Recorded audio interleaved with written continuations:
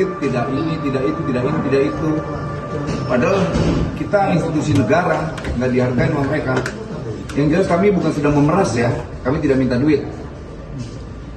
Kehadiran kita ke sini kita minta hak dokumentasi yang nggak boleh kalian tahan. Ini saya dipaksa. Siapa yang maksa kamu? Siapa yang Ujung pernah aja begitu ya ngomong paksa. sabar ya. Bilang paksa, siapa yang maksa kamu? Kalau saya tadi kita bilang telepon. Kayak apaan aja kita. Kasih aja nomornya di sini, kita nggak maksa. Sekarang kita mau konfirmasi. Iya.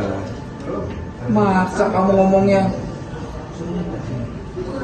Ada. Sama nih kayak Surabaya nih, konyolnya nih.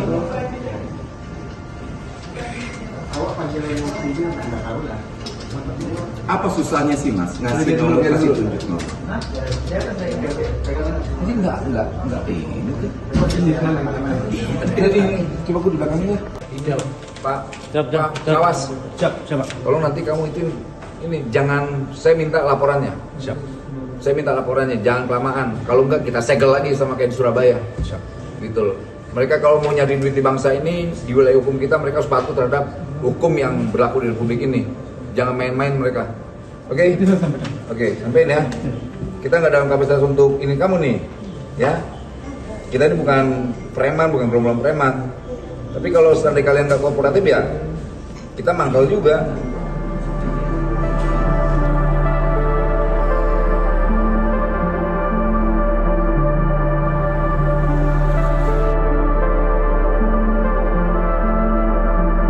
Setelah kasus dugaan penahanan ijazah di Surabaya, Wakil Menteri Ketenagakerjaan juga melakukan sidak atau inspeksi mendadak ke salah satu perusahaan di Riau yang diduga juga melakukan penahanan ijazah. Apakah kasus ini hanya terkait dengan penahanan ijazah saja atau adakah hal lain yang dilanggar oleh perusahaan?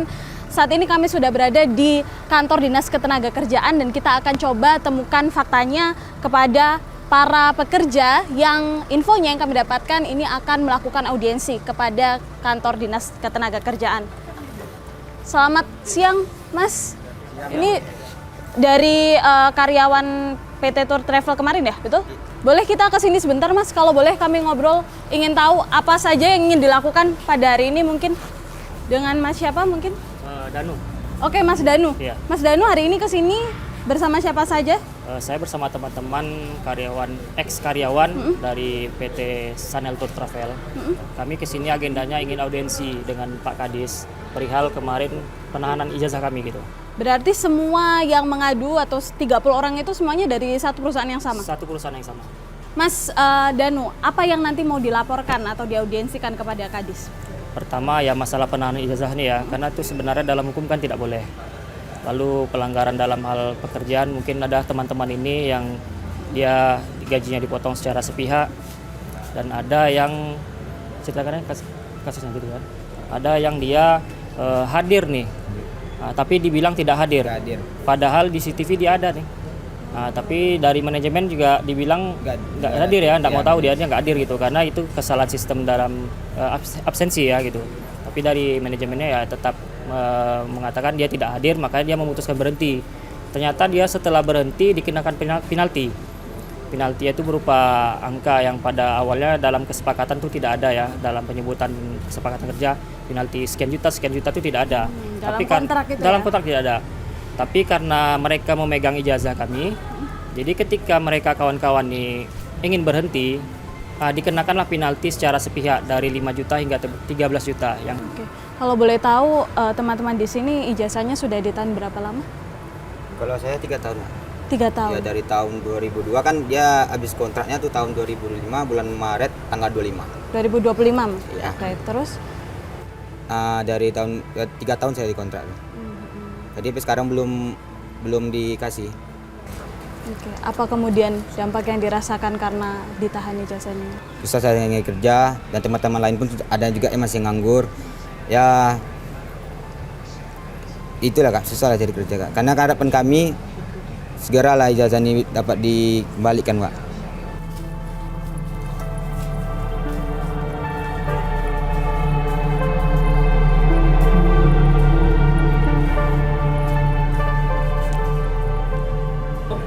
Pak Kadis, Makasih ya. izin saya Tanti dari TV One, izin wawancara buat kami program Fakta Pak. Terkait dengan audiensi hari ini, tadi sudah menerima sejumlah mantan karyawan dari PT Tour and Travel ini, seperti apa hasilnya Pak? Iya, kita tentunya melihat dulu apa persoalannya. Mereka sudah menyampaikan bahwa mereka ditahan ijazahnya, walaupun mereka sudah tidak bekerja lagi di sana. Ya. Jadi kita juga kemarin menyayangkan kepada perusahaan tidak memberikan konfirmasi dan klarifikasi terhadap sidak yang dilakukan oleh Pak Wamen. Ya. Jadi kami kemarin sudah jumpa, walaupun sudah malam, kemarin kita jumpa dengan pihak perusahaan agar kooperatif menyampaikan informasi ini. Apakah benar pengaduan yang disampaikan oleh masyarakat? Ya. Jadi jangan sampai menyimpan informasi seperti ini gitu. Kalau memang sudah tidak ada hubungan kerja, saya kira selayaknya kan mereka sudah mengembalikan ijazahnya, terkecuali kalau ada persoalan lain ya yang disepakati oleh pekerja juga pihak perusahaan ya. Jadi ketika di awal ada hubungan kerja ya terkait dengan ijazah ini harus ada kesepakatan bersama antara pekerja dengan perusahaan ya. Tapi apabila hubungan kerja mereka sudah berakhir, ya tentu selayaknya lah itu. Secara kemanusiaan kan ijazah ini harus diserahkan kembali kepada pekerja. Apa laporan yang tadi diterima dari mantan karyawan, para mantan? Saya belum terima ya karena tadi pengawas saya yang mengambil keterangan. Ya. Pak, terkait dengan laporan yang disampaikan oleh para mantan karyawan ini sebetulnya sudah pernahkah diterima oleh Disnaker sebelum hari ini? Baru kemarin, kalau yang ini ya, yang 12 orang ini baru kemarin. Ya, baru kemarin kita terima. Tapi kalau yang sebelumnya ini sudah selesai ditangani oleh para pengawas dan ijazahnya sudah dikembalikan kepada mantan pekerjanya. Ada berapa laporan pada saat itu yang selama ini diterima di Disnaker? Saya kurang tahu persisnya berapa, tapi kasus yang sebelumnya juga ada. Sudah ada tapi sudah selesai dan ijazah sudah dikembalikan kepada mantan pekerjanya. Oleh perusahaan yang sama? Ya. Artinya ini bukan pertama kali terjadi Pak? Bukan.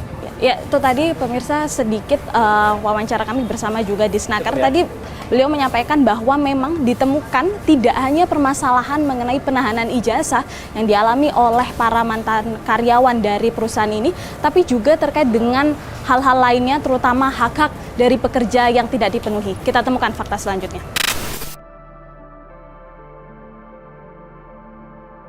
Misalkan ya, dalam kontrak jika tidak memenuhi wajib kontraknya ini, maka ijazahnya ditahan. Jika ingin mengambil membayar sejumlah uang, itu artinya perusahaan tidak boleh membuat klausul seperti itu. Tidak boleh. Jelas hal itu bertentangan dengan aturan. Nah, kalau dalam sebuah perjanjian itu ada yang bertentangan, tentu tidak boleh gitu. Tapi kebanyakan kan perusahaan membuat hal-hal seperti itu kan untuk safety perusahaannya mereka. Regulasi ataupun undang-undang ketenagakerjaan itu jelas dilarang, tidak diperbolehkan melakukan penahanan ijazah karena itu membatasi hak individual pekerja ataupun tidak membebaskan pekerja untuk memilih pekerjaan yang diminatinya. Kan di situ terjadi diskriminasi gitu. Nah, itu secara undang-undang ketenagakerjaan ataupun kita yang sekarang ada nih Cipta Kerja, Junto Cipta Kerjanya itu dilarang, nggak diperbolehkan untuk melakukan penahanan ijazah. Saya rasa kalau secara pidana, secara eksplisit itu nggak diatur. Nah, ketika kita minta ada ancaman atau ada pun pemerasan, kamu mau ijazah kamu bayar sekian. Nah, di situ kan ada pemerasan. Nah, di situ timbul pidananya.